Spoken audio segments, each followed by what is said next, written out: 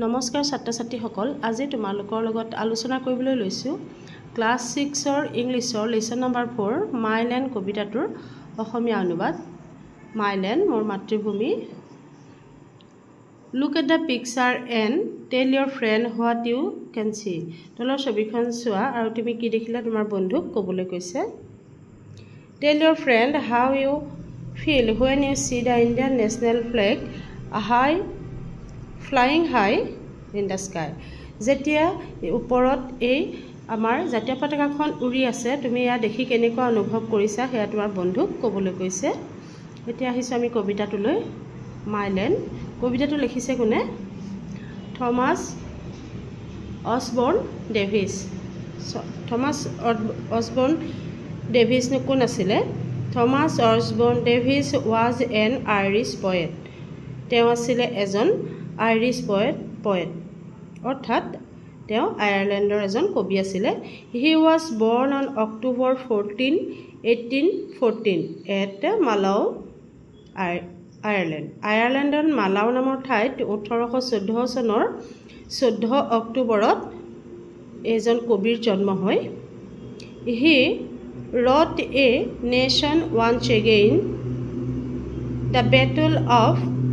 Fontenoy etc he died on September 16 1845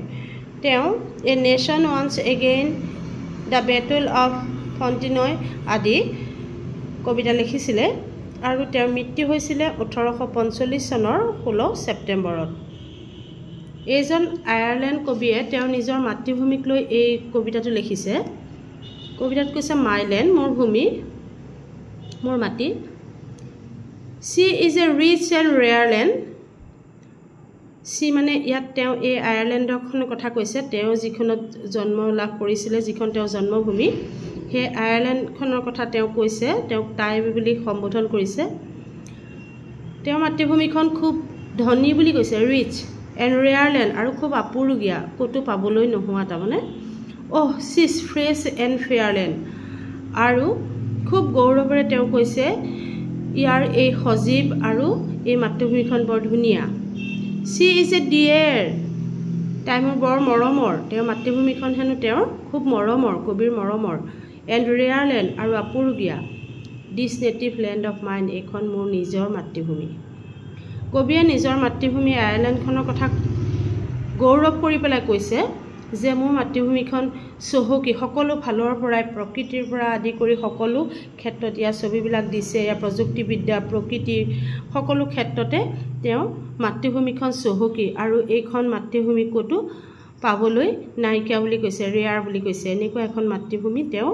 আৰু তেওঁ মাতৃভূমিখনৰ নিচিনা কতো পাবলৈ নাই এইখন ইমানেই সজীৱ সতেজ আৰু তেওঁ বহুত ধুনীয়া বুলি কৈছে তেওঁ মাতৃভূমিখন তেওঁ বৰ মৰমৰ এই আপুৰুগীয়া মাতৃভূমিখনেই হৈছে তেওঁ নিজৰ মাতৃভূমি No man than hers are braver ইয়াৰ মানুহবিলাকৰ নিচিনা সাহসী মানুহ আৰু কোনো নাই Her women's hearts never waver ইয়াৰ যিবিলাক মাইকী মানুহ মহিলা সেই মহিলাসকলৰ অন্তৰ কেতিয়াও কোনো কথাত সহজতে নকপে কেতিয়াও ইয়াৰ মানুহখিনিয়ে অলপতে ভয় নাখায় মহিলাখিনিয়ে অলপতে ভয় নাখায় মহিলাখিনিকো যথেষ্ট সাহসী বুলি কৈছে I had freely died to save her মই নিশ্চিন্ত মনে মই মুক্ত মনেৰে মোৰ নিজৰ এই মাতৃভূমিখন ৰক্ষা কৰিবৰ কাৰণে মই নিজৰ প্ৰাণ ত্যাগ কৰিব পাৰোঁ মই মৃত্যুবৰণ কৰিব পাৰোঁ and think my lot divine আৰু এয়া মই মোৰ নিজৰ সৌভাগ্য বুলি ভাবিম ইয়াৰ যিখিনি মতা মানুহ এই মতা মানুহখিনি বিৰাট সাহসী বুলি কৈছে আয়াৰল্যান্ডৰ আৰু পৃথিৱীত তেনেকুৱা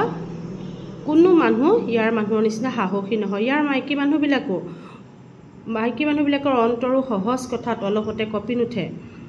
তেওঁলোকো যথেষ্ট সাহসী ভয় নকৰে আৰু ময়ো মোৰ এই মাতৃভূমিখনৰ কাৰণে যদি মই নিজৰ জীৱন ত্যাগ কৰিবলগীয়া হয় মাতৃভূমিখন ৰক্ষাৰ কাৰণে যদি মই মৃত্যুবৰণ কৰিবলগীয়া হয় তেতিয়া এয়া মই নিজকে সৌভাগ্য বুলি ভাবিম এয়া মোৰ এটা স্বৰ্গীয় অনুভৱ এইটো মোৰ এটা নিজৰ সুখ অনুভৱহে কৰি মোৰ মাতৃভূমিক ৰক্ষা কৰিবলৈ পালে আৰু মই মুক্ত মনেৰে মোৰ মাতৃভূমিৰ সুৰক্ষাৰ বাবে মই আগবাঢ়ি যাম এয়াই হৈছে কবিতাটো অসমীয়া অৰ্থ আমাৰ অসমীয়া এটা স্বদেশ প্ৰেম বুলি কবিতা আছে সেই কবিতাটোৰ সৈতে এই কবিতাটোৰ মিল আছে তোমালোকে নিশ্চয় আগত পঢ়িবলৈ পাইছা সেইটো কবিতা ইমানে যদি তোমালোকে ভাল পালা তেতিয়াহ'লে মোৰ চেনেলটো সাবস্ক্ৰাইব কৰিবা ইয়াৰ পিছৰ কোৱেশ্চন আনসাৰখিনি পাবলৈ কমেন্ট কৰিবা কিবা আৰু প্ৰয়োজন হ'লে আৰু বেল আইকনটো তাত টিপি দিবা যাতে নটিফিকেশ্যন পোৱা ইয়াৰ পিছৰ ভিডিঅ'বিলাক থ্যাংক ইউ